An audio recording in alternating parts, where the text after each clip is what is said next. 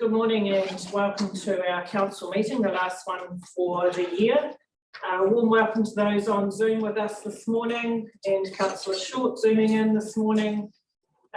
Let's open our meeting with David. Welcome, David. Thank you for joining us this morning. If you would like to open our meeting in prayer. Good morning, everyone. Can everyone hear me? Yes, we can. Perfect. Okay. Thank you very much for giving me the time to talk this morning as a concerned resident. I represent a newly formed community group called... David, excuse me, sorry, my fault. We have two Davids on the line this morning. So my apologies. David Quinn, he's the pastor at the Activate Church. He's going to open our meeting in prayer this morning. And we'll come back to you, David Phillips. Thanks, David. Good morning, everyone. Such a privilege and honour to be with you this morning, and I thank you for this opportunity to open the meeting with a short word in prayer. It is indeed an honour and a privilege to serve in any capacity for a community, and not one to be taken lightly at all. One where we put people first and our agendas to the side. One where we do the hard mahi. One where we truly do grasp that actually this is for a season. It may be short, maybe long, but it's truly a privilege. And in doing so, it takes courage. So I commend you as a council for putting yourselves forward for elections and doing the hard work, because that takes courage, but it also takes wisdom. The book of Proverbs says in chapter 4, verse 6 and 7, don't turn your back on wisdom, for she will protect you. Love her and she will guard you. Getting wisdom is the wisest thing you can do. And whatever else you do, develop good judgment. I read that this morning, and something it just said to me inside, well, it just begged the question, where do we get wisdom? The book of James says, if anyone lacks wisdom, you should ask God, who gives generously to all without finding fault, and it will be given to you. I don't know about you, but I don't know anybody on this planet who doesn't need more wisdom. That scripture says we can all ask, and it says it will be given to everybody generously, without finding fault. That means without denomination, creed, background, race, gender, nothing. Doesn't matter. Everybody can ask and they'll be given wisdom without finding fault. I don't know about you, but I find that is good news. We're living in a COVID-changed environment where it's changing our lives on a daily basis. Constant change. Constant change is causing stress, anxiety in all different areas of life. And I've discovered over the years that most people don't like change. Or should I rephrase that? Most people don't like the process of change. They generally like the product of change, but because maybe some don't have as much wisdom, as much vision, knowledge, or whatever reason it is, the process can be traumatic. And so to navigate that process, we all need wisdom. So let's pray for wisdom today. Lord, I ask that you can bless this council, bless all these people who are connected in online, and in fact, bless all of our people in our community with wisdom from on high. Wisdom beyond our abilities, to make decisions that will truly be a blessing to those around about us, to this wonderful community that we call home. We ask this in your precious name, Jesus. Amen. Thank you very much for the honor and privilege to be with you today. I hope you have a great meeting and make some amazing decisions for our community. Have a great day. Bye-bye. Thank you so much, David. And you also have a great day, and we'll talk to you again. Cheers. Have a good Christmas. Bye-bye. Thank you. Also online this morning, I'm going to welcome Zoe. I know she'll be a bit embarrassed about this, but Zoe is our new incoming Youth Council Chair, and she's joining us this morning to get a bit of experience about how council operates. So welcome, Zoe. We look forward to working closer with you next year. Hi, everyone. I'm super excited to be chairing our Youth Council next year. We've got 7 fabulous new members, and we'll hopefully have a successful year with fewer disruptions in this one. I hope you have a good Christmas. Thanks for having me. Thanks, Zoe. And given the circumstances in our community at the moment, our CE Shane will give us an update on the emergency operations team and update on the flooding impact. Thank you. Firstly, before we do that, I'd just like to introduce Kathy Robinson.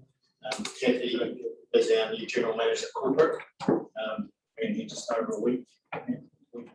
Welcome, Kathy. So good sign she's still here. So it's great to have Kathy on board, which now completes the exec teams back to full capacity, which I'm really looking forward to. You'll notice a couple of GMs missing, Francis and Hamish. A lot of the team were here till midnight last night, some beyond, because of the event we've got going. It still is, unfortunately. Got a number of properties affected. Got a chopper going, a bus team to have a look at especially the rural areas. Tururu Road, the top half is completely isolated. And so we'll get a better picture after that's been up. So Hamish we've got our EOC still running in the fielding room. If it ramps up, we might have to reshuffle a few things around, which will probably mean the exec team everyone coming out of there and opening up the committee room and use that. So just bear with us. The lunch is still going ahead. Lunch. That's more important than the flood event, isn't it? Yeah. So just you might see quite a few blue-eyed staff walking around tonight. As usual, everybody got on and got stuck in it. Still raining, and I think it's going to rain most of the day. So just face. Thank you. And I also want to just say thank you to the team, to all of our emergency services, our EOC team, and a number of councillors I know who were out assisting last night as well. So thank you. It does show what a resilient community we are. Everybody pitches in, and let's hope we don't get it too heavy too fast today. So moving on, apologies, we have one from Councillor Marsh. Do I have a mover and a seconder? Councillor Hadfield, Councillor Ford. Put the motion. All those in favour, please say aye. Aye. Against? The motion is carried. Thank you. There are no requests for leave of absence, so we can go straight to the confirmation of minutes on page 7. Do I have a mover and a seconder, please? Wish I move that the minutes of the council meeting held 2nd of December 2021 be adopted as a true and correct record. Thank you. Looking for a seconder, please. Councillor Hadfield, thank you. I'll put the motion. All those in favour, please say aye. Aye. Against? The motion is carried. Thank you. Item 5 is declaration of interest. Are there any items on the agenda today that our team need to declare? No? Great. Thank you. So we can go straight to our public forum. And the first one up this morning, I'm not sure, have we got Jaden with us? Yes, there he is. Welcome, Jaden. Good to see you. Sorry you can't be here in person with us, but really good to see you there on Zoom. Can you hear us okay? Yep. Can you hear us? Yeah. Yes, we can hear you. So we're looking forward to hearing about your experience as part of the Manawatu Under-13 Boys, the regional basketball champs. So away you go, Jaden. Yeah, I'd just like to say thank you for lending us the grant so I could go on this basketball tournament. We do have he's done a bit of a slideshow, but I'm just going to have to try and hopefully it works so I can share it. How did you do it, David?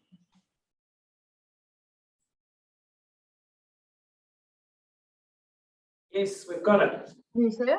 Yes, we can. Cool. So Jaden's just going to talk through that.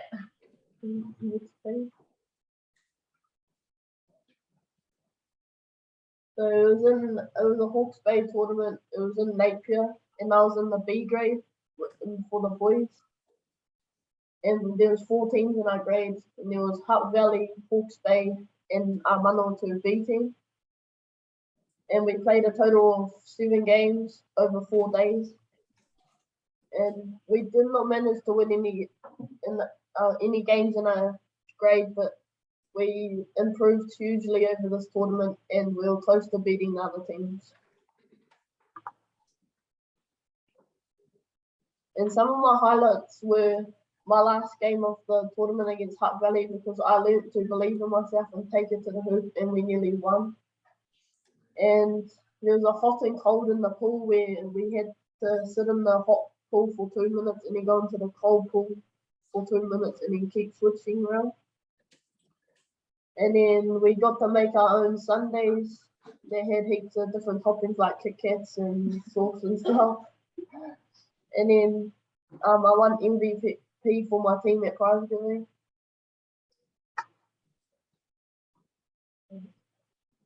Oh yeah, that's the picture of me winning the MVP. And that was us with the B team after our last game against them. I learned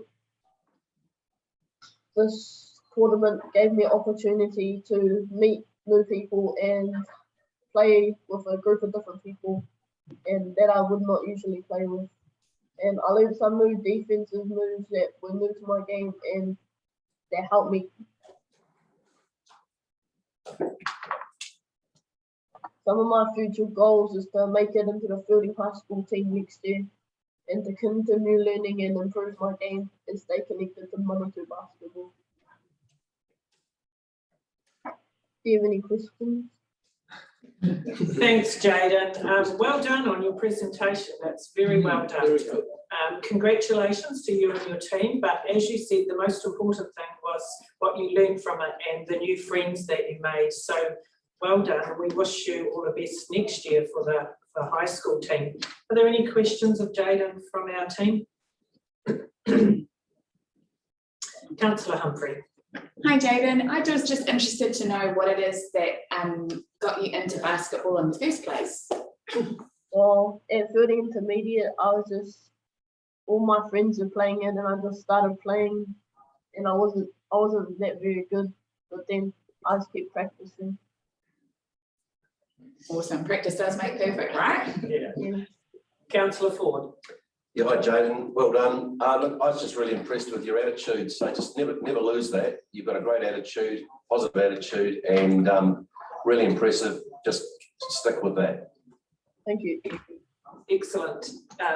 Thanks, Jaden. Thank you to you and your mum and all of your mates and your team. Keep going, hang in there, and who knows, next year we may hear from you and see your name up there with the high school team. So well done, and thank you for joining us this morning. Thank you for having me. Thank you very much from all of our family as well. It was so helpful. Thank you. It's a small way that council was able to help our young people, so well done. Thank you.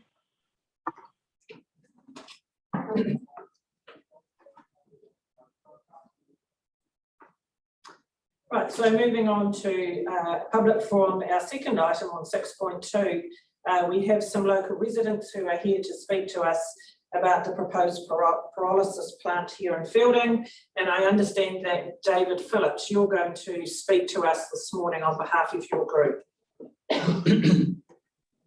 Yes, that is correct. Sorry about earlier on, I couldn't quite hear what you were saying, so I thought you meant me instead of the Minister, David. It's all right, I was confused too. Okay, good morning everyone. Thank you for giving me the time to talk as a concerned resident this morning. I represent a newly formed community group called Fielding Against Incineration. I'm here on behalf of this group to request that Manawatu District Council hold a public forum regarding the proposed Fielding pyrolysis plant. We have many questions and concerns related to this plant, and there has been little to no communication from the Manawatu District Council. We are concerned that there are no longer plants like this in Europe, As an example, there was one in Scotland from 2009 to 2013, which was shut down due to persistent non-compliance with requirements of the permit. It was found that the site emitted more cancer-causing dioxins than permitted in October 2012. The majority of Bioplant's projects are at proposal stage at the moment, and there's not sufficient data to ascertain their safety. And Fielding residents do not want our area to be used as a testing ground for a potentially environmentally and economically damaging initiative. We are very concerned that the plant of this nature generally involves long contracts, typically 30 years. This locks the Manawatu District Council into committing to a trial plant for which the town does not have adequate infrastructure. It would appear likely that the plant would want to import rubbish from other districts, potentially from Pacific neighbours. If this is the case, we do not have the road or rail facilities capable of doing this. We do not want to be New Zealand's dumping ground for its waste. We're extremely concerned that the output of this plant will be a dirty diesel product, which will be used as a fuel. In addition to the emissions of the operation of the plant, the detrimental emissions impact of the end of use of this fuel must also be concerned. We wish to draw your attention to the Waste Minimisation Act 2008. The purpose of the Waste Minimisation Act is to encourage waste minimisation and decrease in waste disposal to protect the environment, social, economic, and cultural benefits. Waste minimisation is a core focus of waste management. A pyrolysis plant leaves no room for developing waste minimisation strategies further up the waste hierarchy because it requires constant waste stock, and this perpetuates a wasteful system. We challenge the concept that waste management comes down to landfill versus incineration. A focus on waste minimisation helps improve towards a circular economy and in doing so creates jobs and recovers resources. There's lots of other examples of councils throughout New Zealand teaching and using zero waste initiatives, and we would like the council to consider this as an option. Thank you very much for your time. I'm more than happy to answer any questions that you guys have got. Thank you very much, David. Let's open it up for questions. It's great to hear from you. Thank you. And we're at the stage of just listening to all of the information that's available. As you're aware, council is potentially, with the resource consent, if that's approved, would be looking to lease some land to this business. And in response to your request, my understanding, I check with our chief executive, we are in discussion with that company to, as it's their business, not the council's, to whether they would be prepared to have a public meeting which council could facilitate. And we will let you know when we hear back from them. But in the meantime, are there any questions of David? Councillor Humphrey. Thanks, David. Look, I just was keen to clarify. Really appreciate your feedback and the concerns you've expressed in the request for a meeting. Just wanted to be really clear about what additional information you'd like in terms of informing that public dialogue. Well, I mean, currently there's been no information given to us at all. So what we've heard is what we can look on the website. And if you look at Bioplant's website, it doesn't give us really any information at all. So we would like to actually see the information that the council was given as to like why you guys chose this product, this plant would be very helpful for us. Thank you. Anything further from our team? Excuse me, my name is Heather Browning and I'm another member of the group. Hi, Heather. Hi. Hilary, also to answer in part your question, I guess one of the questions I'd like answered is how did council get to starting a relationship with Bioplant in the absence of any procurement process or environmental scanning to look at how waste management and waste minimisation might otherwise be managed? So what due diligence has been done and what procurement or tendering processes have been done to identify potential providers of waste minimisation and waste management services? Thank you. Thank you for those questions. They've been noted as part of this. Nothing further from our team. So thank you to both of you for coming this morning. Yeah, Councillor Casey. Yeah, look, I think it's just an opportunity really for the council, after listening to the speakers, to front foot some communications to the public in a void of information that is a breeding ground for misinformation. So I'd encourage the council to be fairly proactive on this. The cat's going, the horse has bolted. Now it's about providing critical information. So thank you about that for that, and we will come back to you once we've completed our conversations with the company and also the questions that you've put forward. So we will come back to you. Thank you. So thank you for coming this morning and joining us, and enjoy the rest of your day. Thank you very much for your time, councillors. Right, thank you. So we have no presentations, no notification of late items, and no recommendations from committees. So we can move straight to minutes from other committees, which are for our information this morning. The joint strategic meeting that we our last one for the year that we had with the city on the 9th of December. It was a straightforward meeting. We had an excellent regional update, economic update from Stacey and Peter. But I think the key discussion from this meeting was about the future role of this committee. And when we looked at the terms of reference, it has a much wider scope than currently we've been using it for. And we are keen to explore that and look at topics. The CEs have been charged to come back to our next meeting in the new year with suggestions on how we expand the role and the purpose of this committee for the betterment of our region. Are there any questions in relation to those minutes? No? Great, thank you. So they were for your information. So we can go straight to the officers' report. We're on 11.1 on page 19. So this is annual report. Welcome to the team from Aohuri Forest Kitchener Park Trust. Welcome, Jill. I hope you are on the mend now. And also welcome to Bessie. So we have your report. I'll hand it over to you to highlight anything in that report and then be available for some questions.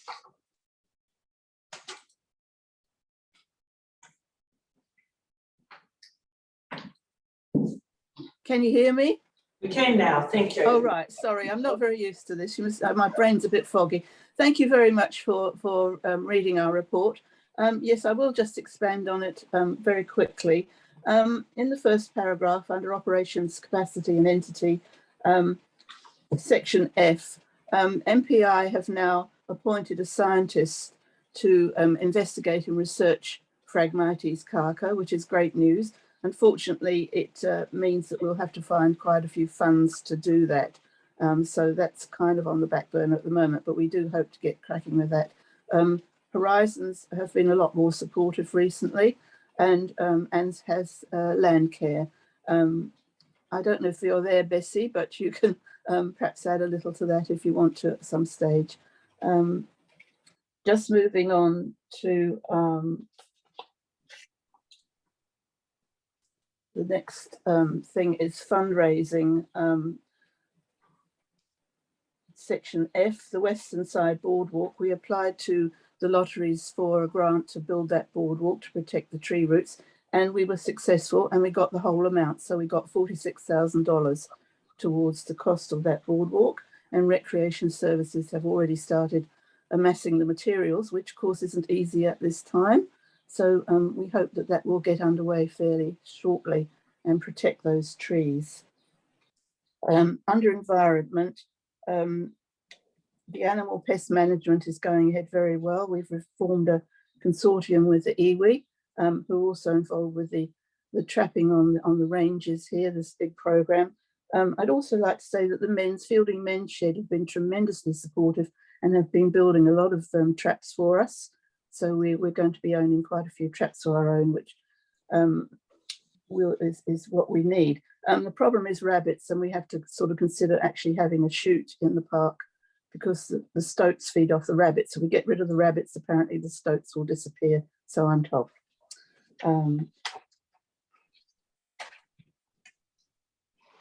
The other thing that I'd like to talk to you about is the wetland, which of course is very wet at the moment. The whole park is of course flooded.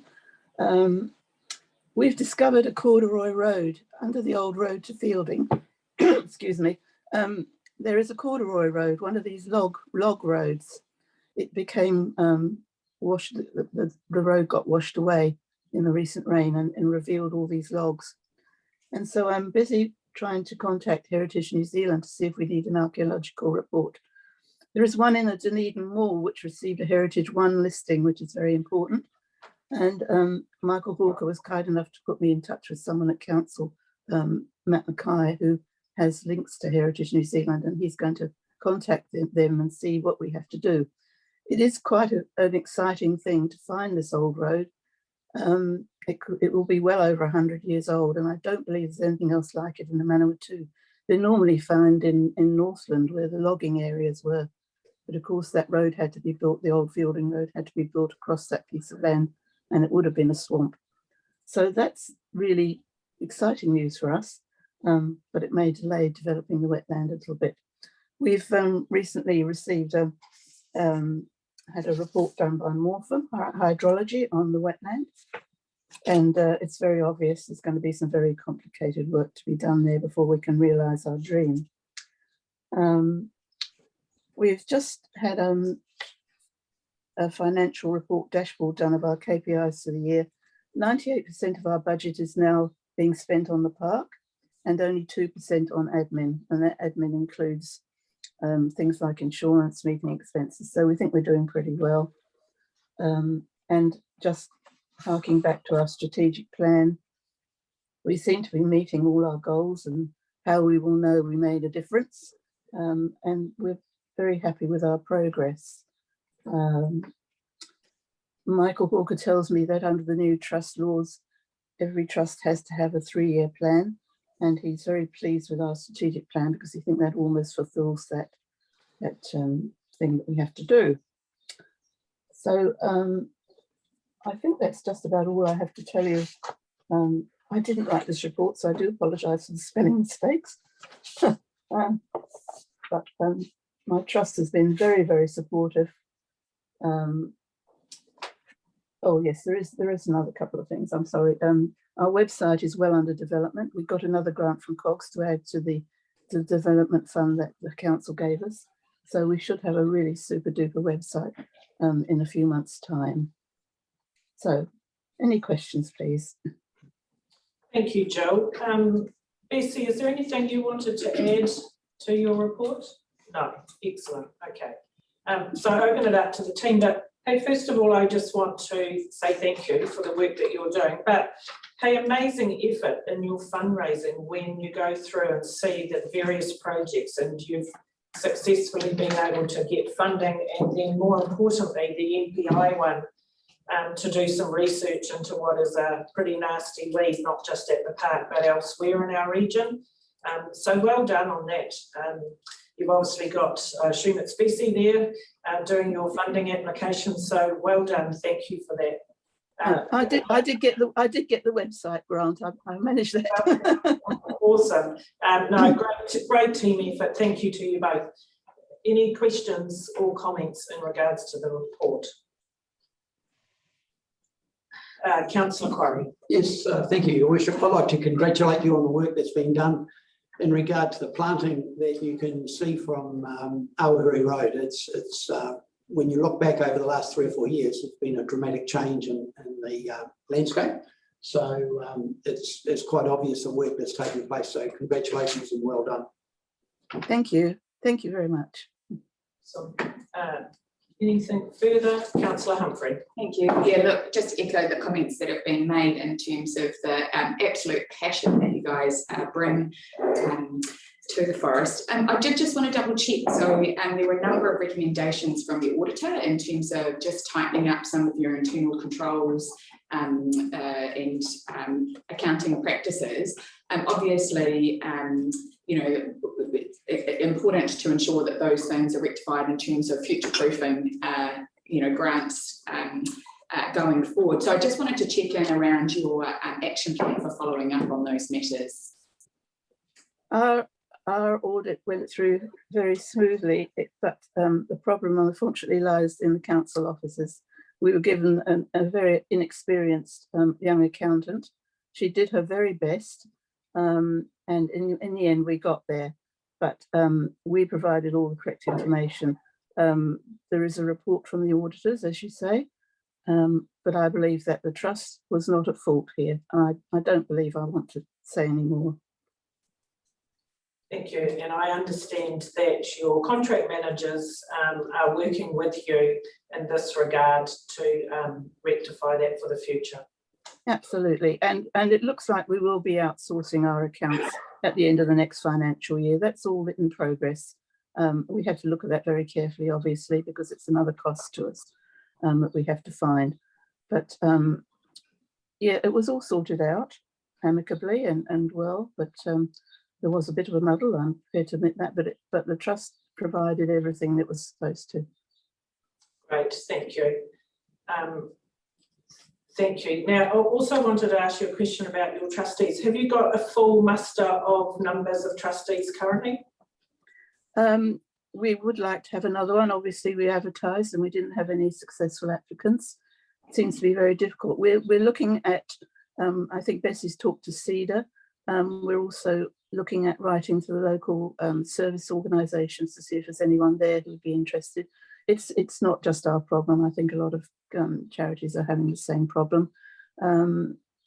Luckily, our iwi representative, Tera Moana, has now managed to come back to work in Manawatu for 3 days a week. She was working in Wellington, but she's been working very well quietly behind the scenes with Mike Stone, doing the education side of things.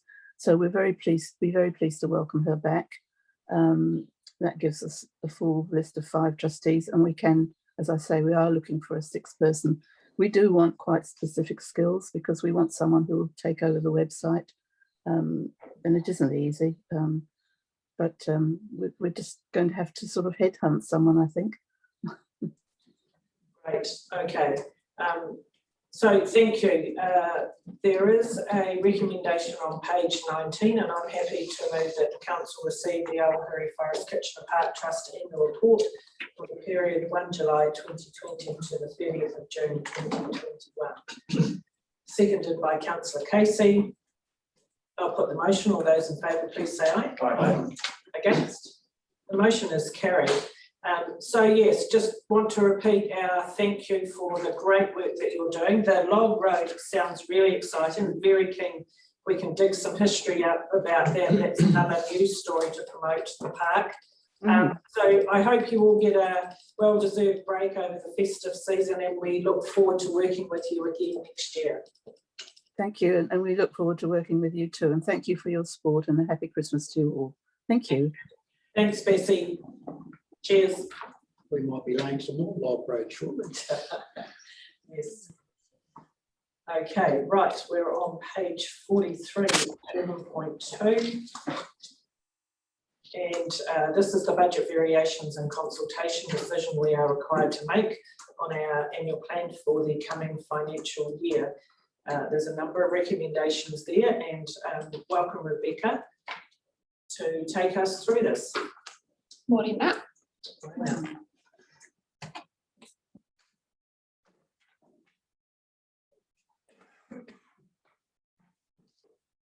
So ultimately I'm going to take the report as read. However, I will just summarise a few points to kick off the conversation.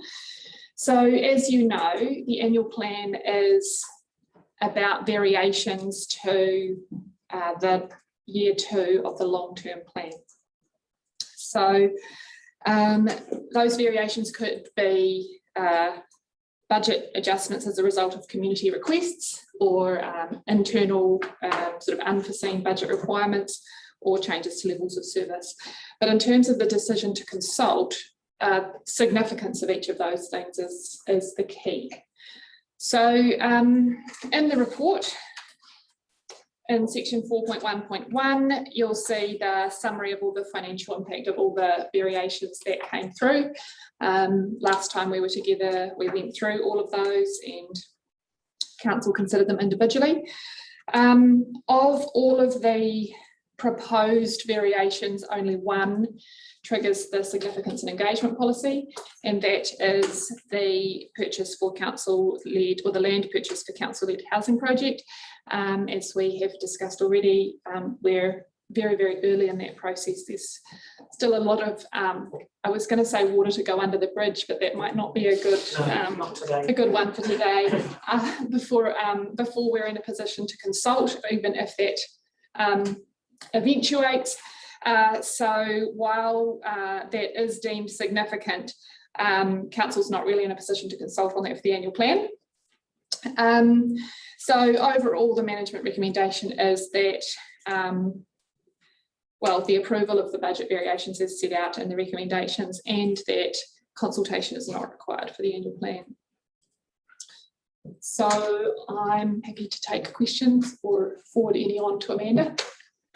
Thanks, Rebecca. So while we're not ready to consult on the housing project, assuming that if we decided not to go out for consultation on the annual plan overall, we would still, if and when that project, let's be positive, when the project is ready, we would then go out to our community? Yeah, we would determine the appropriate consultation requirements at that stage and do it then.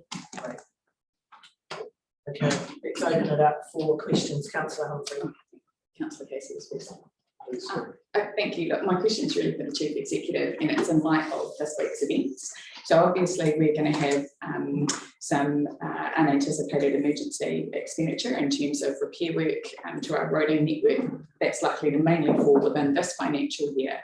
But I guess my question is it's in no way challenging the discussion that we've had, but it is a timing question. And I'm thinking, you know, we've got staff that are knee deep, and that's probably also a fortunate metaphor, you know, in responding to the immediacy of the situation. But actually there's some, you know, if I step back slightly, at a government's perspective, from a strategic point of view, you know, I've got a question around our stormwater surge capacity within Fielding, and whether or not, you know, we need to perhaps allow time to do some, you know, for some further analysis and recommendations, whether there, you know, perhaps would need to be expenditure budgeted for the following annual plan.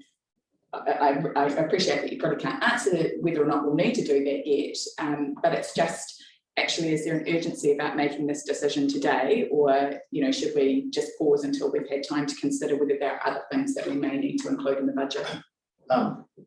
We have got money in budget for stormwater analysis. So a couple of years ago, we did enter on that stormwater strategic analysis. So the team's been working through that village by village.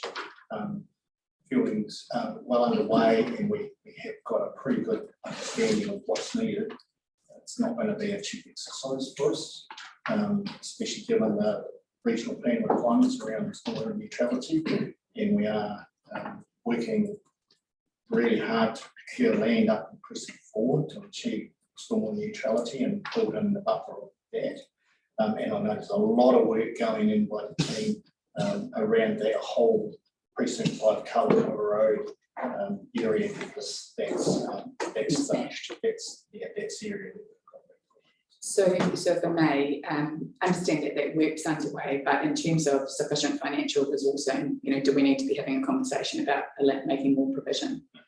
I don't think they're in that position yet to be able to allocate funding against specific outcomes. Talking to H, what they do know and what they can do is already in there. They still have to do that analysis and bring it through next year, following annual plan. And look, to be honest, we've got money.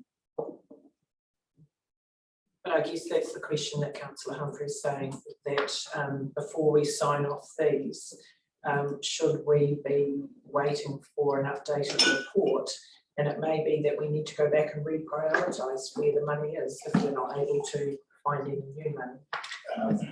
We should, we can add all that up, but wouldn't pay for a kilometre of pipeline down Kawerau Road. So we aren't talking a few $1,000s here, we're talking a few million dollars, quite a few. Yeah, and I guess that's the concern that I have is knowing, looking ahead, you know, where we're at with our stormwater infrastructure, where we're at in terms of our debt cap.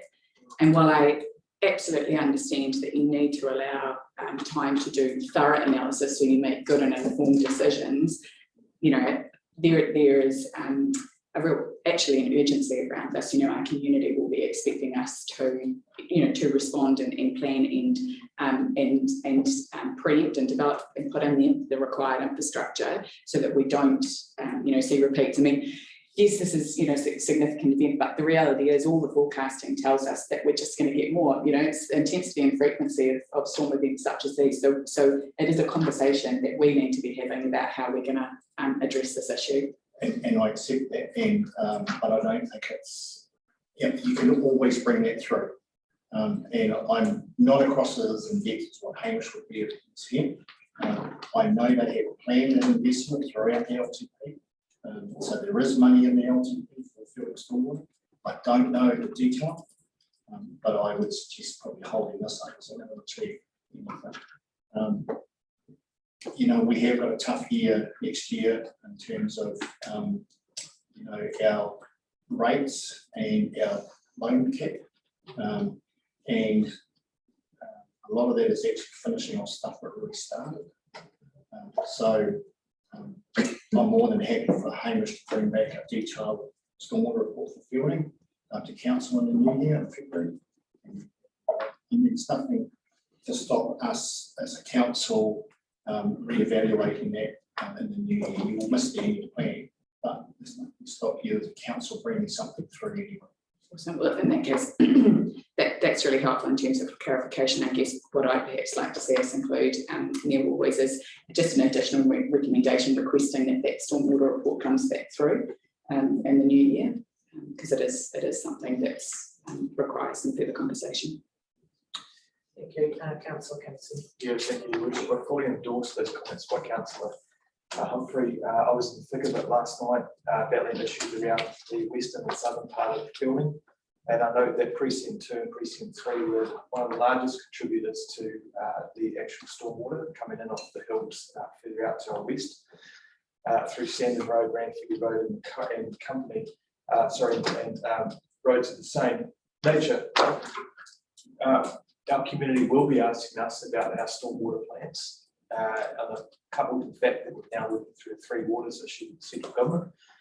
This is an opportunity to actually bring the central government into this discussion around our 3 waters and stormwater neutrality. While I can appreciate what we're doing in precinct 4, stormwater pond neutrality for the development going up there, we have some far more broader and wider issues around stormwater. The question I have through the Chief Executive to you, Rebecca, is in around operational funding for community development, 146K. What's not clear in my head, before I do say that, I am in support of this. Our community does need this support, and I'm in no way rejecting it at all. What I am concerned about is the process here. So I see there, it would be a point of clarification for variations through to year 2 to 10. That's on page 43 of our agenda. Of this actually being included for the next 8 years. I am led to believe that we only looked out for this year and now include that in the 10-year plan. I would encourage the council to go out to community consultation in regards to this annual plan, purely because of that inclusion. I understand that we've been out for the year and now it's actually into the whole LTP. In the consultation for the 10-year plan, we that was for year 1. Yes, just for year 1. And this is addressing simply year 2. The decision you would be making would be about year 2. Yeah.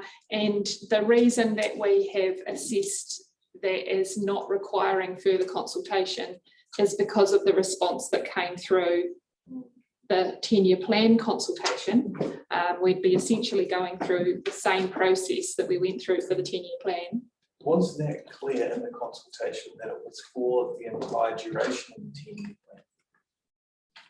It's not for the No, entire it duration. wasn't. Okay. So it reads in here as being for the next. Can you just give me the 10 years. section number? No, it's only for the end plan, so it's only for year 2. Year And I just checked with Amanda, and it's only for year 2. Yeah, if I can read this, the council approved the inclusion on the annual plan 22 to 23, the following budget variations for year 2 of the 10-year plan. That reads like it's actually for the next 8 years. Year 2 of the 10-year plan.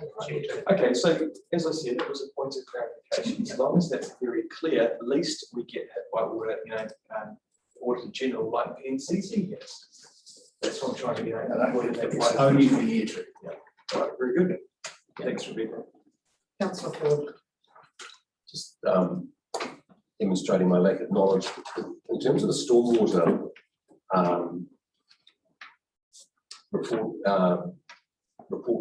reporting that we need to do to address the issues that have been discussed.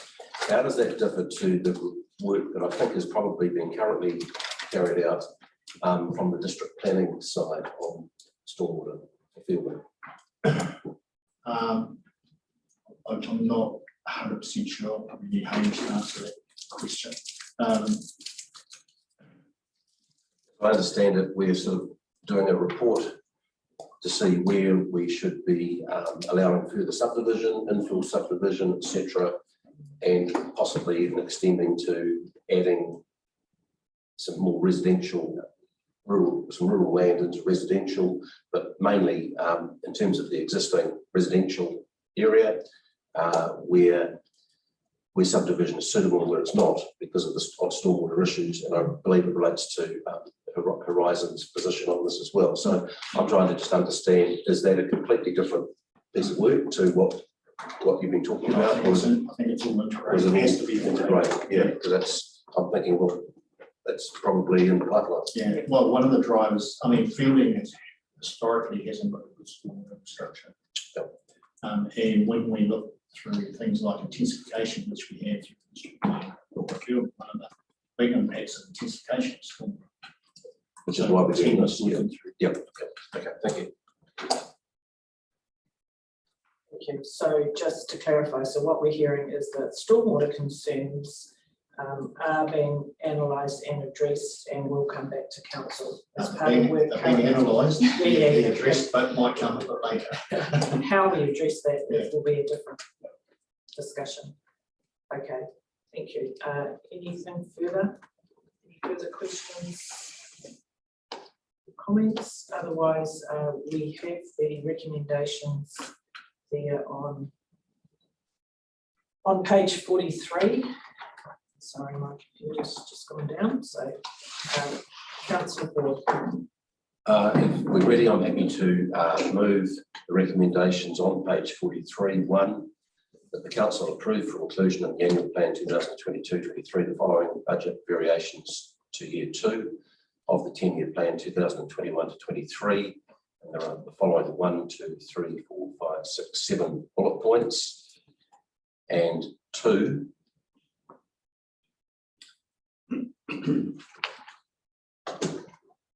that in accordance with section 95(2)(a) of the Local Government Act 2002, the council does not undertake consultation of the draft annual plan 2022-23 on the basis that the variations proposed in that plan are not significant or materially different from year 2 of the 10-year plan 2021-31, and 3, that following the adoption of the draft annual plan 2022-23, the council provide information to the community regarding the content of the plan. Okay, do I have a seconder for those motions? Just a question after the second, just one question. Thank you. Councillor Hatfield seconded. Councillor Casey. Yeah, okay. Just to confirm, in year 3 of our 10-year plan, we won't see that 146 operational funding for community development. Yeah, thank you. That's excellent. Thank you. So the motions have been moved and seconded. I'll put the motions. All those in favour, please say aye. Aye. Against? The motions are carried. Thank you. Just noting Councillor Hunt for regarding stormwater. We will bring a stormwater report back to council. Right. Thank you, Rebecca, and to your team for that work.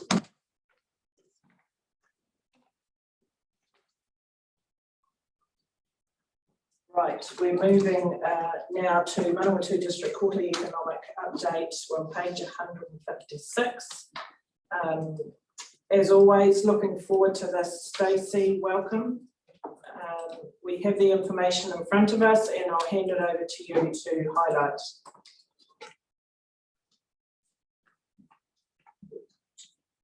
Just on mute.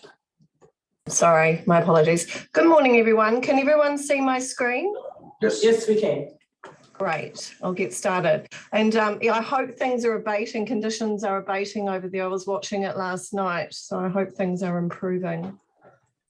No, not really, no.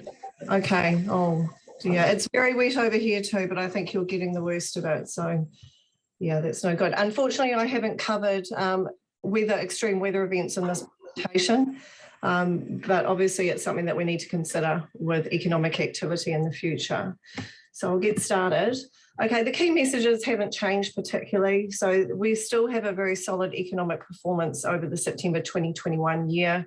Again, our industry structure is adding substantial support to our economic environment, as well as attracting new residents, etc., and adding new jobs to our district. There's really great demand and supply, well, actually, maybe I shouldn't say that about supply conditions today, but there's very strong global demand for commodities produced in the district. So that's been a great benefit to us, and in particular our dairy and beef and lamb industries, which are the dominant industries in the district. Really strong confidence is coming through in our retail expenditure and purchase of new cars and commercial vehicles. So it's very positive relative to the national average. It's very clear that demonstrates that did demonstrate confidence in the local economy. We also have very strong visitor spending data as well, which I'll take you through. Strong house price inflation, of course, continues, but there are early signs that things are softening a little bit, not in terms of house prices as yet, but we're seeing higher inventories, higher sales volumes, etc. In November, which is very promising. Rental price increases are also quite mixed, and we've seen a softening in lower quartile and upper quartile rental prices, still quite strong in the median, but it is a volatile series, but we'll have a look at that. Of course, we know our labour force indicators reflect a very tight labour market and the emergence of quite strong labour cost inflation, but nothing like the inflation that is flowing through to our households and businesses. So these supply side constraints and inflationary pressures are very much global. It's not just New Zealand. In the US yesterday, they announced a 9.6% increase in producer prices. So very, very strong, and really off the back of the same conditions that we're facing here, labour price shortages and constrained supply. Should I say labour shortages and constrained supply. Again, our indicators put us in a better position than most, but these impacts are going to affect us in 2022. So we'll be having a close look at those. And there are people and households, businesses and households within our community that will take the brunt of those impacts, whereas others will take lesser impacts. So it's always worth keeping that in mind, that there are parts of the community that are affected far greater than others. So we've had very strong GDP growth over the September year 2021, up 5%. Quarter on quarter, all TAs across the country experienced a decline. As we see here, Auckland, no surprises here. Auckland had a 6% decline in GDP over the September quarter. New Zealand 3.7, Manawatu 2.8, Palmerston North 2.6, etc., etc. So in terms of the annual growth, Manawatu Whanganui is also doing very, very well at 4.4%. So these are sort of unprecedented economic figures for our region, which generally is a slow growth area, but certainly over the last couple of years that has turned around, which is very positive. And it shows the resilience and how the fundamentals of our economic structure in the Manawatu district and across the wider region are actually supporting our economic performance and the well-being of our households and businesses relative to other parts of New Zealand. So district jobs and earnings have risen over the year to September 2021. Last week, Peter and I did present on this, but I did leave out the annual jobs growth by workplace address. So last week, we presented on the annual earnings growth at 6.6% for the Manawatu district. And the year to September, there were 20,477 residents in our district that were employed, which was an increase of 546 from the previous year, 2.7% increase, which is really positive. Another statistic that's really useful to look at is the annual jobs growth within our own boundaries. So that has increased by 1.4%, which is quite positive. Whanganui is very strong as well at 2.4%. Horowhenua, with incredible growth there, a really huge increase in jobs being created within the Horowhenua district at 9.2. Again, places like Palmerston North, a bit more exposed to the impacts of border closures, international education in particular, and also the service sector with their events and business conference dominance in that area. So they're seeing a bigger hit. So those impacts are quite different depending on the area and the industry structure of those places. So really strong population growth in the district, up 1.6 to an estimated 33,000 over the year to June 2021. Within our region, Ruapehu district is the only one to see an estimated decline in population of 0.1%. Again, their industry structure much more heavily reliant on the tourism sector. So that would explain some of those reduction in jobs, etc. there, as well as the decline in population. Palmerston North saw a 0.2% increase to 90,500, and across the region now we're actually up 0.8%, that is across the wider Manawatu Whanganui region, to 256,500. So very strong population growth there relative to New Zealand at 0.6%. So in terms of our components of population change, a natural increase, which is the births minus deaths, is estimated at 120, net migration at 400, and this includes international migration of plus 70, so people coming back to the area from overseas, and net internal migration of 330, so it's people coming here, relocating from other parts of New Zealand. One thing I found really interesting in the latest data was the decline in median age that is estimated for the year ended 2021. So we've always heard from Stats New Zealand that our population, especially our younger population, is going to get much smaller. Our working age population is going to get much smaller, and we're going to have an increasing median age. In 2020 and 2021, that's not what we're seeing. We're actually seeing a decline, which is interesting in itself and sort of pans out with the other data that we're seeing in terms of jobs growth, etc. So we do have 50.4% of our residents are female. Of course, that varies across age groups, with the older age groups, in particular above 40, having a greater proportion relative to the younger age groups who have a greater proportion of males, especially in the working age population. That would also in part be because of our industry structure. So within the Manawatu district, we have a greater proportion of 0 to 14-year-olds and 40 to 64-year-olds and 65-year-olds in the national population, and a lower proportion of 15 to 39. But again, a few years ago, Stats New Zealand were projecting actually a serious decline in our 15 to 39 population. Although it is still smaller than the national average, it's reversed from what they were anticipating. So we have very low unemployment rates in the district. Of course, low unemployment rates is something that we pursue as a macroeconomic indicator of a fully functioning economy, a healthy economy, but at 2.4%, that's just too tight. So we have quite a few issues there in terms of labour. As we will see every day in the newspapers, etc., there is a huge demand for labour across New Zealand, and that is worse in places like the Manawatu district. I will note that the government did announce yesterday or the day before that they would be enabling 200 heavy machinery operators to come in to support the agricultural sector. I'm not sure of the demand exactly in that area, but I anticipate that's probably a bit of a handful compared to what's needed in the sector and across other parts of our construction and agricultural economy. So work-ready job seekers are exiting to employment according to the figures. So we had a total of 849 job seeker benefit recipients in the district in September 2021. So that's down 10.2% from 2020. Work-ready job seekers have declined by 173. So these are the ones that are exiting to work. That's a 27.6% decline compared with 15.6% for New Zealand. So it's a much greater rate than the New Zealand average. Job seekers with health conditions, however, have increased substantially. So it's up 83 or 26%. And this compares with an increase of 14.4% across New Zealand and 11.9% across the Horizons region. Within this, psychological and psychiatric conditions make up 50 of that. So it's up 31.3 versus 12.6% for New Zealand.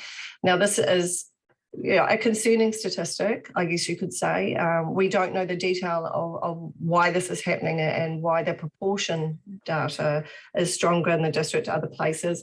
I will say that 1 quarter or 2 quarters doesn't make a trend, so it's something that we will be keeping a close eye on. It's definitely something that we need to keep a close eye on in terms of the wellbeing of our communities.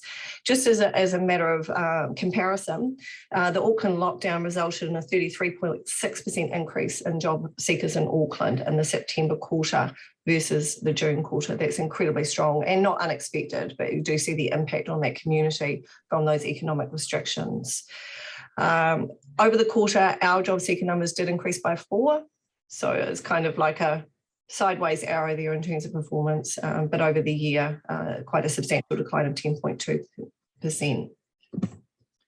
So youth job seekers, they return to their 7-year average, but the data is a little bit mixed, the annual data versus the quarterly data.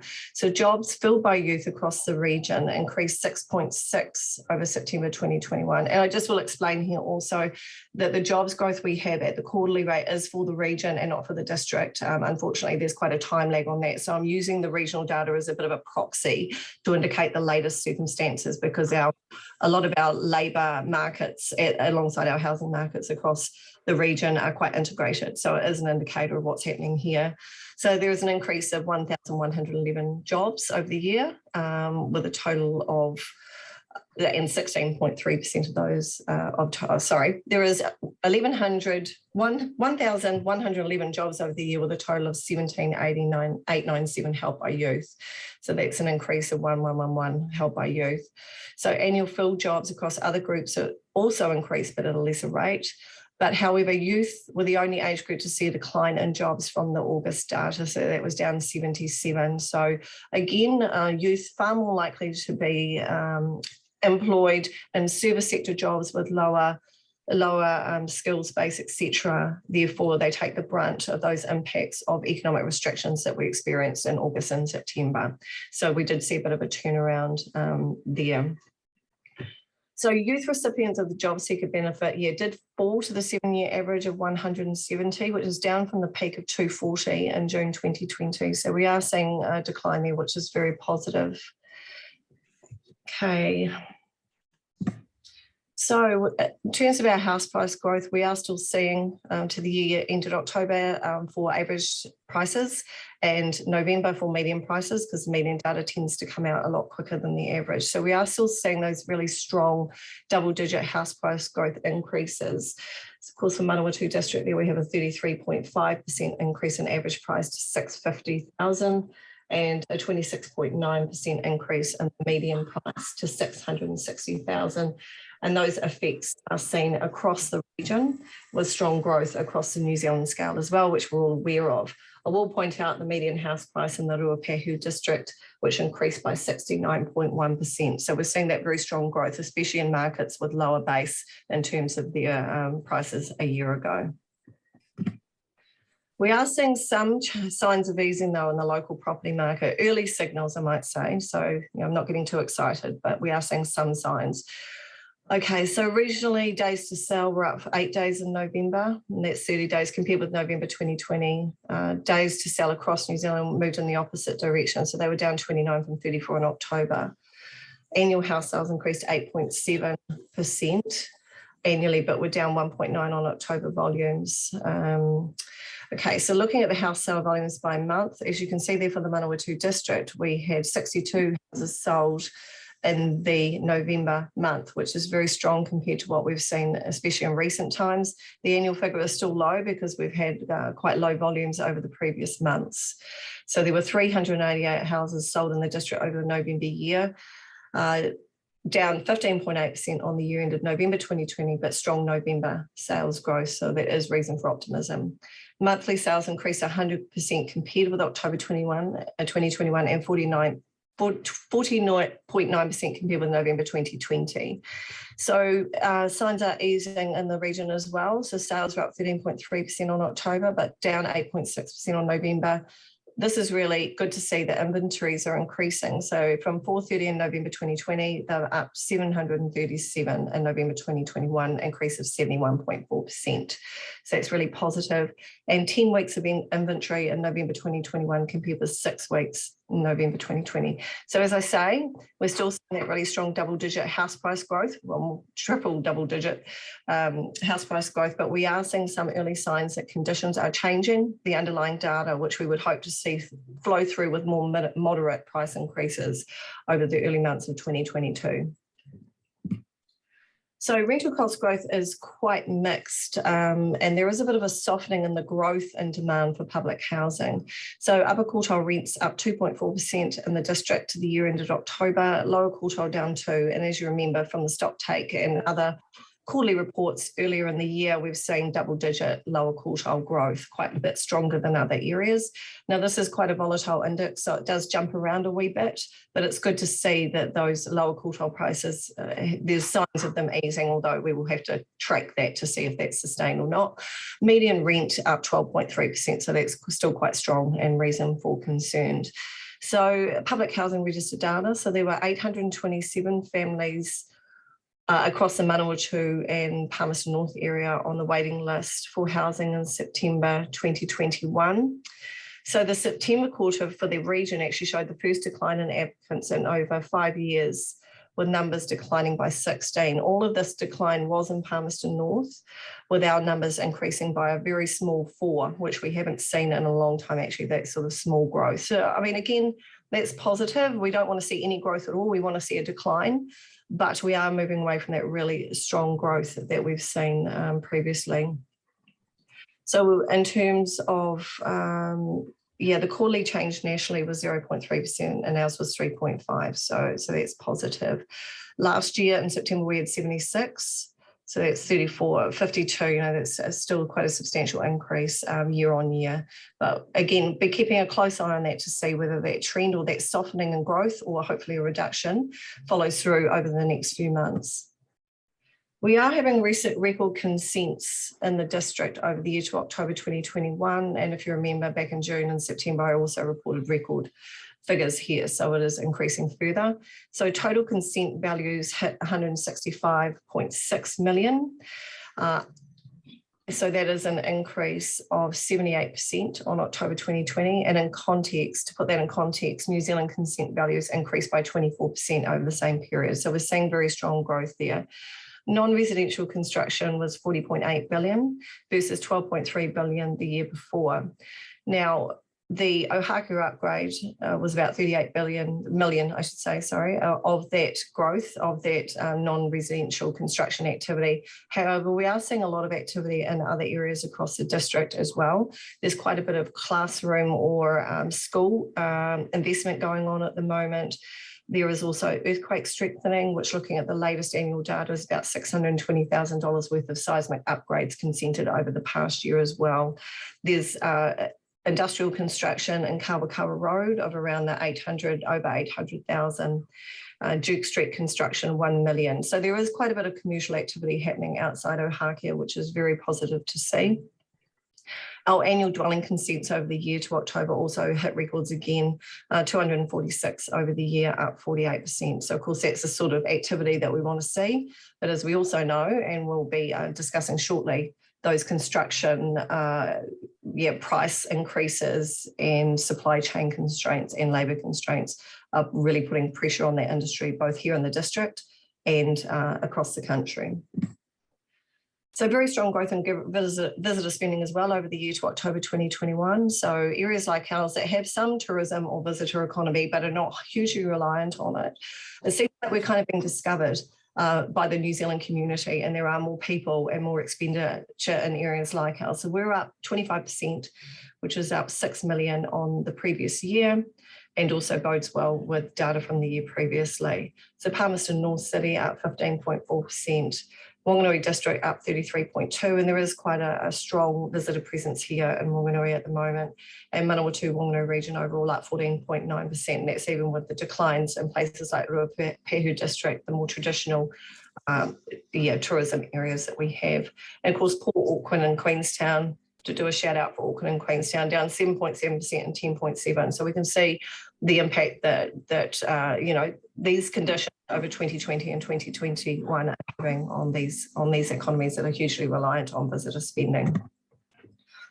So the strength of the local economy, of course, is also driving our retail spending. So we've had an 11.5% increase in total spend in the Manawatu district over the year to October. We've also increased our share of spending across the Manawatu Whanganui area by 0.3%. So we are seeing a greater proportion. It's not huge, but it's good to see that increasing. So I think some of the attributes we have here, such as the farmers market, is gaining more attention from places like Whanganui, I will say as well, with people making the trip over. In terms of the breakdown of spending, Palmerston North accounts for 9% of the spending, Whanganui District 1%. A lot of that may be me. I do a lot of spending in Fielding. Whangateke District at 6%, Manawatu District, of course, 7%. So we'd like to see that when we look at our figures around loyalty, there is some room there for improvement in terms of retaining spending of our own residents within our district, but that's something I can bring back to you in more detail. Our Wellington region is also quite strong here at the 3%, Auckland quite a minimal 1%, but still important, and the rest of New Zealand at 5%. So it's quite interesting to track those changes over time and where our spending base is coming from. So export values, I've left export and commodity prices till last because it also talks to the inflationary pressures that we're experiencing at the moment. So export values up 3.3% and import values up a very strong 15.8%, which is hardly surprising after the constraints that we suffered in 2020. So the value of all merchandise exports increased by the 3% to a total value of 62.1 billion. Dairy and meat and edible offal export values increased off the back of very high commodity prices and also strong volumes as well. So that's very good to see. So 16.4 billion for our dairy and 8.5 billion for our meat and edible offals. So very strong numbers there. As per the headlines that we've been seeing, the value of forestry over the year increased by a very strong 24.4%. But however, much of this increase was earlier in the year, with the prices over the last few months really softening or falling off quite a bit. Much of this increase posted earlier, as I said. Demand is very strong as well. However, we don't have the infrastructure to process our logs domestically. As we know, we are very much reliant on that global supply chain. Now, Councillor Marsh did asked me to have a look at our export and import data in terms of our raw logs versus what we import back into the country. Unfortunately, because we're such a dominant producer of logs for the international market, the two figures don't align. So we export a huge amount for China, India, some of the biggest markets in the world. And what we bring back into the country is a mere fraction of that of processed wood. So it's not a one-to-one relationship. So it doesn't really tell us what we were wanting to know, but I'll look into how I can find some research around that so that we can understand the difference between what we export for ourselves and what we bring back in. Of course, the GDT auction was very strong over the last few months. So these factors are also bearing out in that increase in trade data, whereas we have been seeing those small declines, even though prices have been strong. So that's very positive. And farm gate milk prices are at a record high, ranging between $8.40 to $9. That's very positive for our dairy industry here in the district. Again, huge reliance on China with our exports there, increasing by 18.9% over the year. USA is also continuously increasing, up 1.4%, so it's positive, very strong importers of our beef products. Japan and Australia still have moderate falls over the year. And we had a whopping 24.3% increase in export values to Indonesia. So import values, of course, up to 15.8%, very strong around our commercial and vehicle demand in this country. So vehicle parts and accessories really led that charge up a whopping 52.1%. very low imports in 2020, which explains that, but also mechanical machinery and equipment and electrical machinery and equipment too, which shows those inputs in production, or those commodities we need for our productive economy being brought into the country in higher numbers. So that's quite positive for us as well. I always have to put this in there because I can't kind of find these statistics fascinating, but the quantity of coal imports has almost doubled over the year ended September to 2021. So as we can see, 0.81 billion worth of, in terms of tonnage, 0.8 billion tonnes of coal in the previous year, up to 1.62 in the latest year. And I don't have the breakdown in figures, but around what that was used for, but the commentary states that a large proportion of that, or the majority of that, was used for energy generation. So just an interesting statistic when we look, as we move into looking at our international commodity prices. So prices for our main local commodities did strengthen, but as already commented on by many of our councillors, we have seen softening in forestry and venison prices. So dairy prices were up 6.6% in the November month, the strongest lifts in butter and cheese prices. Very positive for our producers. Meat and fibre up 4.4% in the November month as well versus October. Beef and lamb at record levels. Venison prices are down heavily over the last many months from reduction in demand from Europe. From the commentaries I've been reading around that, they don't have any confidence that that's going to turn around anytime soon, and it really depends on what's happening in those European economies, and with, of course, Omicron and larger outbreaks and some countries suffering more restrictions, then there are, I guess, constraints to that turning around. But I will be keeping more of an eye on that. Wool did lift 3% in November. So that, I mean, that's positive because, you know, you don't want to go down any further than it was, but it's still only worth half of what it was 10 years ago. So the mid Sorry, we're just having a chuckle here. It still doesn't pay the sharing bill. No, it doesn't. It doesn't. It's better than going down 3%, but it's not making a tangible difference, absolutely. So it was interesting to see that the coarse wool was one that had risen the most. It's still very low, however. So forestry prices fell 5.7% off the slowdown in China and high freight costs. There are indications of softening shipping costs and lower supply expected to support prices over 2022. So the international commentaries do anticipate actually an increase in demand and prices for forestry in 2022. As we know, the construction boom across Western countries is through the roof. The US plan to construct about 1.2 billion houses over the next 10 years. So it's a huge amount of demand. They're anticipating that those factors will flow through. So yeah, we'll watch that space. Well, the world commodity prices also lifted 2.8% in November, so very strong growth there. So the inflation that we're experiencing at the moment is not just generated within our domestic economy, it's very much a global phenomenon. We're seeing very strong inflationary figures coming out of Europe and the US for exactly the same reason. Experiencing them here. Crude oil up 44%, coal up 112%, lithium batteries for EVs 389%. Oats EU carbon permits up 142.9%. Now this is figures from last night, so this is sort of hot off the press. We are seeing some easing in our global shopping costs, although pricing does remain elevated and expected to remain quite volatile. However, the Baltic Dry Index, which is the blue line there that shot up more than any of the others in 2021, has dropped sharply, falling by 21% during November. So that's ended the month at just half the level what was in early October. So that's quite promising because those increase in freight costs were completely unsustainable and putting additional pressure on our importers and exporters and our consumers and businesses. So inflationary pressure, of course, is hitting New Zealand businesses and households. Labour costs up 2.4%, public sector 1.9%. And I will say that actually within the public sector, the biggest increase in costs were in wages for machinery operators and drivers. And interestingly, the lowest cost increases were for managers' wages at 1.3%. So that was 4% increase for machinery operators and drivers and just 1.3% for public sector managers.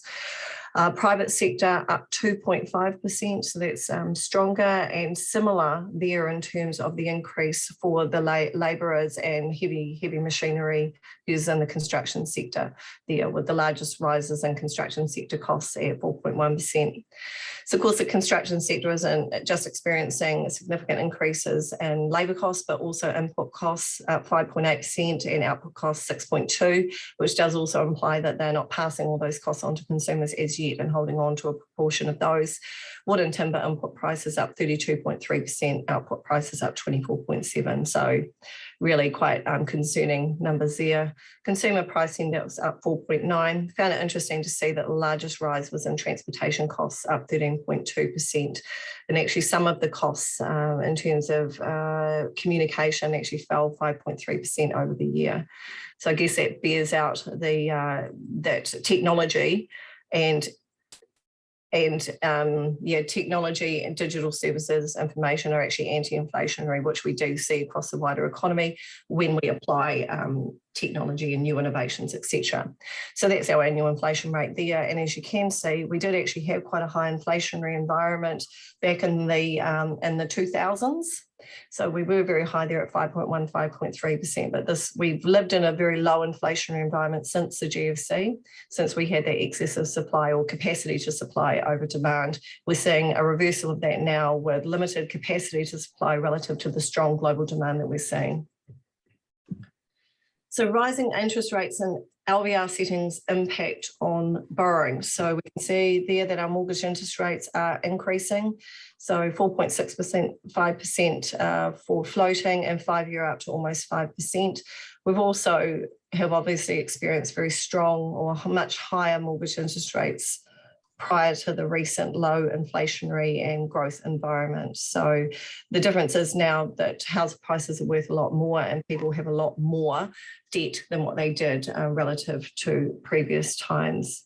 So in terms of the total lending, I took a look at this, which I found interesting. So lending to all borrower types declined 1.1% in November 2021 versus the previous November.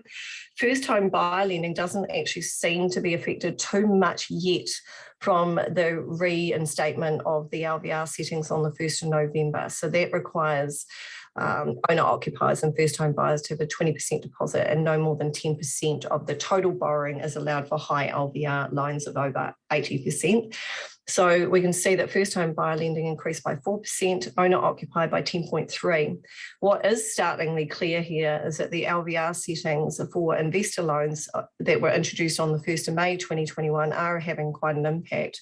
So those are now require investors to have a 40% deposit and restrict it to 5% lending for high LVR loans across the whole lending from the institutions. So that has actually fallen off by 31.3% in November 2021 versus the previous November. So we are seeing quite a huge reduction there.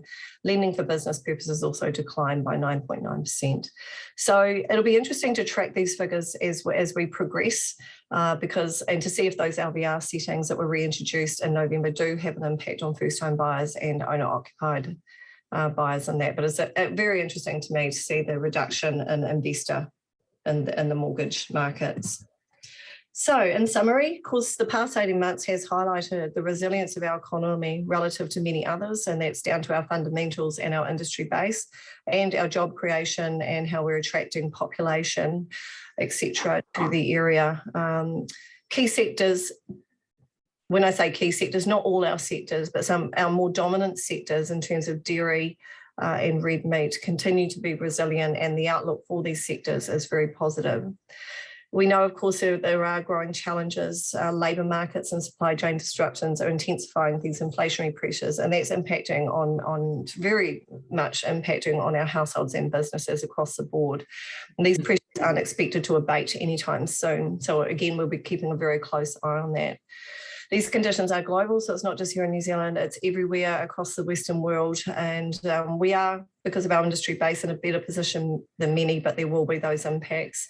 And as usual, lower income households and businesses that are heavily leveraged and under pressure will bear the brunt of those increasing costs. So yeah, don't mean to end on a negative note. It's all positive relative to many other places, but there are those challenges that we will continue to see throughout 2022, as well as the emergence of Omicron and Delta within our communities, which we'll also be keeping a close eye on.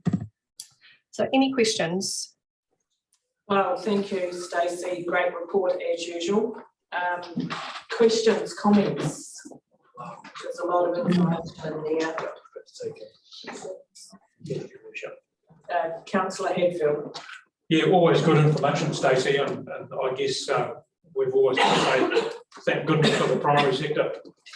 I was a bit interested in your comment around the 200 ag machinery workers, and we know that that's actually nowhere near sufficient.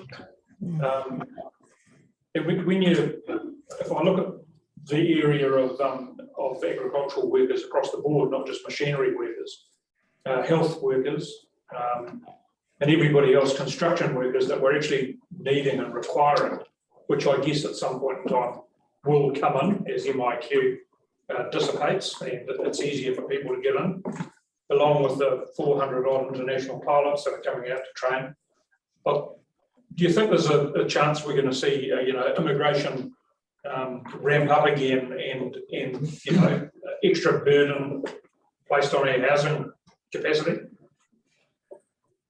It's an interesting question. I guess it is my view that immigration settings need to stop just being token and really look at the pressures that we're seeing, but it always has a flow-on effect to housing demand, etc. I mean, we are seeing very strong investment across the country. That's hopefully going to come on board quite soon. Yeah, it is a difficult question because we also know we have a lot of ghost houses, and if the signals are right to the market, then a lot of those houses, or a proportion of those houses, would be made available. So it's a very complex question, Councillor Hadfield, and one worth considering. But I do see, looking at our labour markets and the constraints that we have, any central government change to settings that I've seen thus far is just a drop in the ocean compared to what we need. So I guess it's a case of, we know we want to have our population employed, but we've also got to transition and put plans in place to transition to bring our population up to, or to upskill them in the areas they need to be upskilled and to actually fill the gap. And we haven't done that before, limiting our flow of skills across the board into our economy. So interesting question. Yeah, sorry, I don't have a solution. The other interesting thing that we had a chuckle about was 3% lift on the price of wool, which as we said, 3% of bugger all is bugger all. But interestingly enough, if we look at, I think it's Bremworth who transitioned to all wool carpets and have ditched synthetics. I think it's, I just tried to jump on and have a look, but my phone wouldn't let me. But I'm pretty sure that Bremworth's share price has actually done all right. So you'd like to think that somewhere along the line there is actually going to be a bit of hope for natural fibre. I think there's a huge amount of potential and opportunity for natural fibre. And my brother works in the wool industry and has for many, many years, and he actually buys for Bremworth now here in Wanganui. But he's of the same mind that there's been structural issues throughout the industry. There are great opportunities for the future, and seeing what Bremworth has done, and you're right, they've actually done okay from making a value statement there and their production chain, organising that around that value statement around wool was their main product. So I think there's great opportunity in the future, and I'd like to see those wool prices go up 300+% over time. Yeah, I mean, 3% is nothing. You're absolutely right. So, I guess the excitement over wool prices going up that was being commentated on in early December was not taking into consideration the value, the base value of it prior to that. So, yeah. Thank you. Councillor Ford. Thanks again, Stacey. Fantastic report. Just a couple of sort of complementary bits and pieces to add to that, more relating to the Fielding residential real estate market as opposed to the Manawatu. There is a difference. So the figures I'm talking about are for Fielding only and don't include the villages and houses in the country. The median for November calculated quarterly was 700,000. Now that's very similar to the previous month measured quarterly, but for the month on its own, the month of November, that was down at 679. So like you, I'm wondering whether that's an early sign that things might be slowing. Certainly the number of houses sold by agents up at 56 for the month of November, that's very, very high. And the median days to sell was low at 21. Now that compares with say 30 for Palmerston North and 29 for New Zealand. At 700,000, we're getting very close to Palmerston North at about 720. However, we're a little away from Herne Bay at 3 million. Median, that's the middle house price. So for Fielding, median house price, just think of a house in Andrew Street, and that's pretty close to what we're talking about. And as we talked about previously, a number of our neighbours have had actually bigger percentage increases. The likes of Levin is now up to 610. Paihia Tour, which was really struggling, that's up to 515. Martin at 520. Whanganui at 463. New Zealand overall 875, and New Zealand excluding Auckland at 750. So at 700, we're getting reasonably close to New Zealand excluding Auckland. Wellington's about 1.1 million, Auckland at 1.43, so we're still less than half of the median sale price in Auckland. So we do, because we're a reasonably small sample, our figures are quite volatile, so we do have to be careful not to read too much into, say, 1 month at a time. But I would say that we got left behind, particularly in the sort of that 2012 to 2015 period. And so to a large extent, we've been experiencing a catch up. So our relativity to say the rest of New Zealand, particularly if you take out Auckland, which is a different beast altogether, is probably back to around about an average situation, or what I'd call normal over a long period of time in terms of relativity. So, but anyway, thank you very much for your report. Thank you. That was really interesting. It's good to get context, Michael, around the Fielding market. Yeah, thank you. Right, thank you. Any further questions, comments? Councillor Belsky. Yeah, thank you, Stacey, for that update. Just a couple of things. You say on that one of those slides, it says exports are up 3.3% and imports are up 15.8%. Does that mean we're going backwards and paying our balance of payments? Yeah, our trade balance and our current account weren't looking too flash, admittedly, in October. But, you know, imports are an important input to production and activity here in the country as well. So I see it as pent-up demand and actually the outcome of a strong domestic economy that we're demanding these high-value inputs from overseas. So I don't see it as a negative. I see it as completely understandable considering the supply chain constraints around many of these commodities back in 2020. So yeah, current account, not looking too great. Trade balance definitely in deficit, which for the first time in a long time we saw surpluses in 2020 because we couldn't get goods in. So I actually think it's a good thing that we're actually catching up in terms of those imports. Okay, there's a couple more questions. One is in the Herald, New Zealand Herald 2 days ago, it said, look out builders, Carter's warns of a building sector product rises of 27.5% early next year. So that's a massive increase in building costs from Carter's warning the industry that it could go up nearly 30% in price rises. So we're going to see inflation, especially in building, go well over, 20%. So yeah, that's just hot off the press there. I saw that yesterday, Councillor Belsky. Yeah, so they've had a 16% rise over the last month or so. So very strong, and they're anticipating another 12.5% or 12% up till I think it's March, April next year. So yeah, you're right. That is very, very concerning, and it's not just timber they're talking about. It's it's steel products as well. Yeah. That are increasingly expensive and difficult to get. So very much concern. One more just comment was that lithium's gone up well, on your graph there was virtually touching on 390%.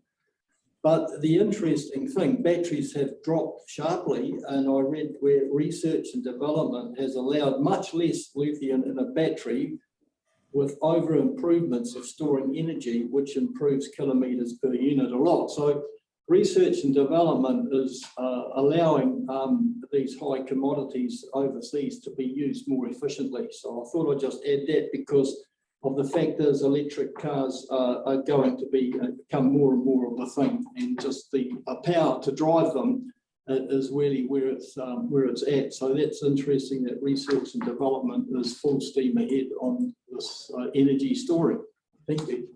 That's very interesting, Councillor Belsky, and I guess that also talks to the point around innovation and technology actually being deflationary. So hopefully that will flow through to those markets. Excellent, thank you. Once again, fantastic report.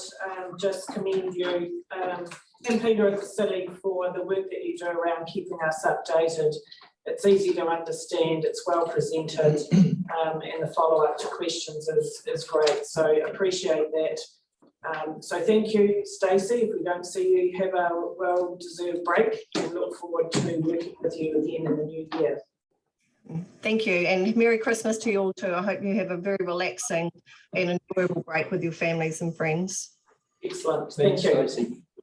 So with that, we're going to take a break for morning tea. And oh, sorry, yeah, we have a recommendation, jumping the gun. Happy to move. The council received the Manawa District Quarterly Economic Update dated 16th of December 2021.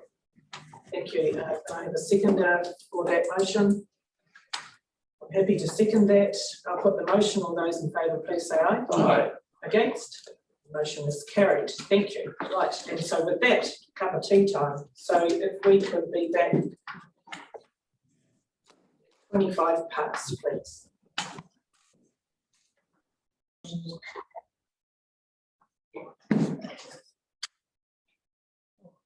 Right, welcome back to our meeting, and we're on item 11.4.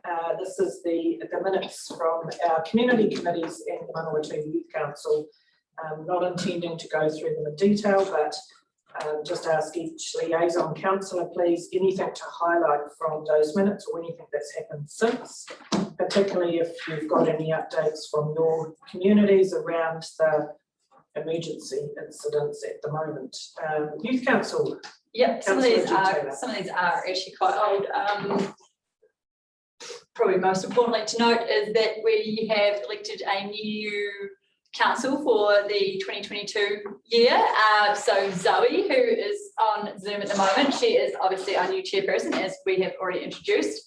And so, yeah, huge new cohort of youth councillors for 2022. So it was great to have everyone in person in the council chambers for that first meeting on December the 6th. So apart from that, just sort of looking forward to the year ahead, I guess, from us really.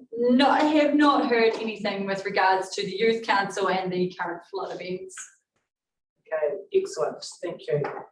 If any of our other members have questions as we go through, please sing out. Apathy, Councillor Belsky. What's that? Is there anything in the apathy minute you want to highlight? No, I'm all good. Nothing to bring to council. Apart from just recognising the sad yes, tragic accident that happened at the end of the community, end of our district, and the way the community pulled together for the family. It was much appreciated by the families involved.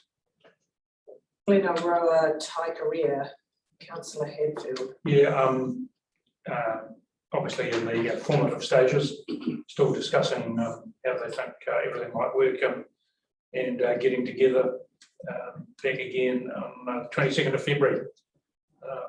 And we'll just see where that goes.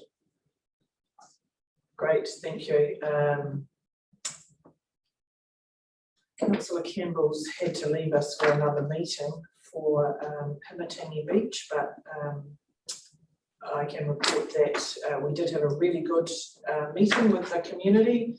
It was to refresh the committee and elect new committee members and a chair, and I understand they've also had a meeting since then, which Janine, was Janine here today? No. Updated me and said that it went well, so we're looking forward to that one progressing. Rongatia. That's a good question, which in regards to attendance. Sure.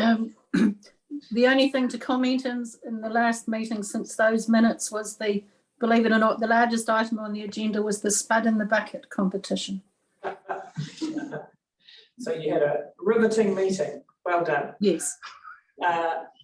Going back to Humatangi Beach, Councillor Casey. Yeah, sometimes when minutes are taken, it can be reported, interpreted differently. I know in the minutes on page 196, that's our agenda, a number of issues that your worship, that you'll undertake to sort out from there. Things like page 96, lots of comments there. Will they feed into future annual plans, or will they be in action with staff? That's a really good question. Yeah. Leave that with me and I will certainly follow up, and if I have committed to do something, then I certainly will, otherwise provide them with feedback. Yeah, I mean, particularly around the June's issue and things like that, just conscious of that for annual plans. That's fine. Thank you. And noted, yeah, okay. In conjunction with that, I noticed that they were having flooding issues. And they've complained about those for a number of years now, and we don't seem to be making any progress there. We are making progress, but the solution is not simple. And I've had discussions with Hamish and the team. They have talked to the community about them, but to actually solve them is a major. But they are having a look at that at the moment. Right, so Councillor Campbell's not here for Halcombe. Simpson, Councillor Quarry. No, the main issue that seems to be there is that intersection with State Highway 1 and State Highway 3, and the traffic coming down from Cemetery Road, approaching Sanson and then diverting to one of the back roads, or a number of back roads which are simply not designed to take the traffic flow that comes off Cemetery Road. I realise it's a complex issue. In a lot of ways it's outside of our control, but if we could have perhaps a strongly worded statement to Transit New Zealand in regard to another look at State Highway 1-3 intersection and try and get a roundabout put in there. So, yeah, my understanding is that that is all part of the work that's been looked at from Bulls to Sampson as part of their Hakia, so that whole stretch of road. But yes, we do need, I'll double check with John, unless you can give us an update. Yes, I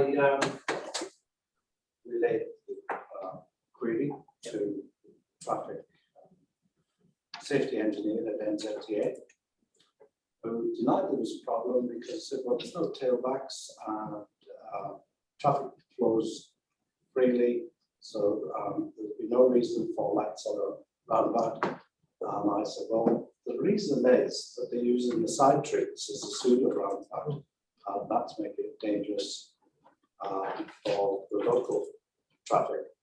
And I've not had a response since. And I guess that's the challenge. It is a man decision, a people decision to choose to go around the back road rather than a safety traffic issue. Because, and I do it myself. Yeah, I go around the back because it's quicker than trying to wait for the traffic at the. Absolutely, and if all the traffic went through that intersection, yeah, who knows what would happen? But it's a tricky situation. You can't explain it on facts and figures because the facts and figures don't justify the argument as such. Yeah. There is an opportunity. Shane and I are having a meeting with Linda Stewart, our relationship manager from Waka Kotahi. So we'll put that on. Thank you. That'd be good. The locals are talking of semi-blocking the side roads, and that, in fact, sort of parking in the middle of the road or very close to the centre of the road to limit the traffic flow on those side roads. Yeah. Checkpoint. Do our own one. Councillor Short. Andrew, where is the traffic coming from? Because if John Jones is in the room, if it's coming from properties off Cemetery Road, you can understand them using that road.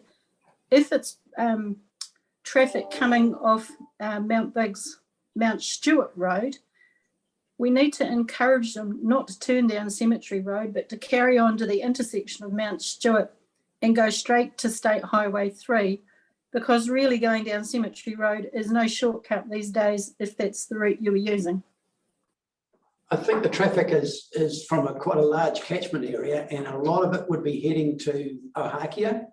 It would come from Halcombe, a lot of the lifestyle blocks around there. It would be all over. And I guess if they could use Mount Stewart, it was shorter to use Mount Stewart, they would be. But I think it's sort of like the Halcombe surrounding area catchment, and possibly quite a number from, well, I was going to say there could be a number from Fielding as well. The other thing that may help is that Cemetery Road is part of the speed limit review.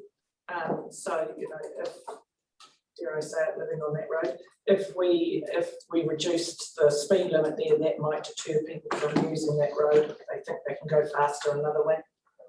So good luck with that, Ellen. Yeah, true. It's a complex situation, and I think if you approached Sarah Stewart. Yes, I'll certainly raise that. Thank you. Thank you. Huanui, Councillor Humphrey. Sorry, I can't hear you. Go on mute. I was just saying nothing to add. Nothing to add to those minutes. Okay, excellent. Waituna West, Councillor Belsky. No, nothing to add. They're just getting the act together to try and get the true numbers that are using the hall into our system, so it doesn't become a low suspect one to be closed. Yeah, they're working on that. Other than that, they're all pretty good. Thank you. And Councillor Marsh is not here for Hongana. And Rangi, Your Worship, meetings, the minutes didn't make the meeting. There's been one or two rating issues from Rangi, which were passed on to John, which have been answered very rapidly, and that feedback's been given back to the community. Other than that, nothing much else. Just a little note on Ringawong here. We had the hall broken into, and we've gone through footage because of our new cameras there. And there's one thing we've learned, and probably learned the hard way, although there wasn't much stolen, it was just a strange break-in, is that lighting is needed for a good picture. And so we're working on the lights to come on as well as in the lounge, because a night vision camera, it's very hard to actually get the true colours of their clothes and their face and everything. So we've got a pretty high resolution cameras, we've got pretty high resolution computers to look at them. So we're working through that now, but so we're going to get a price for the lights to come on when people walk into the place. But Inspire have also offered to us to go Wi-Fi on it for free. So Inspire have really been a fantastic company to work with. So that's just an update of. We've had the police up, Mark Dickens, and looking at how to secure it better. Yeah. Great, thank you. So having received those, there is a recommendation on page 171. I have a mover and a seconder, please. Thank you, Councillor Casey, seconded by Councillor Short. Put the motion, all those in favour, please say aye. Aye. Again? I was actually going to add one more comment. You didn't see me with my hand up. Sorry, I did. I took that as being seconded to the motion. No, I had my hand up quite a while before the motion. Okay, right. Are you happy to second that motion? Could I insert the piece that I wanted to share? Which is Tangi Moana, something that we did there the other day. Excellent. So share that with us, Councillor Shaw. So on Monday night, We had Massey University come out and discuss the climate change research project with the community. We had a good attendance from the community, including the school principal, and the community have agreed that they do want to be involved. A number of individuals have put themselves forward to be interviewed about the 2004 floods, but it was actually decided that the lead agency is going to be the school, and Bruce was quite excited. The principal is really, really keen on making it quite a major project for next year, and that it's going to be from the children's perspective when it is reported back to government. Excellent program, and it's great that Tangy has been picked up as one of those pilot programs because it's been funded to do that. So, and that'll give us some great insight for other communities. So thank you for that. So going back to the motion, Councillor Short, were you happy to second that motion? Yes, I was. Thank you. All those in favour, please say aye. Aye. Against? Motion is carried. Thank you. We have no late items, so that takes us to the motion, which I'm happy to move, that the public be excluded from the following parts of the proceedings of this meeting, namely minutes, other committees for information, the field and pedestrian and cycleway improvement, and the precinct 4 construction of roads and the pipe supply. So a mover and seconded by Councillor Ford. I'll put the motion. All those in favour, please say aye. Aye. Against? The motion is carried. Thank you. Just take a couple of moments to complete our recording.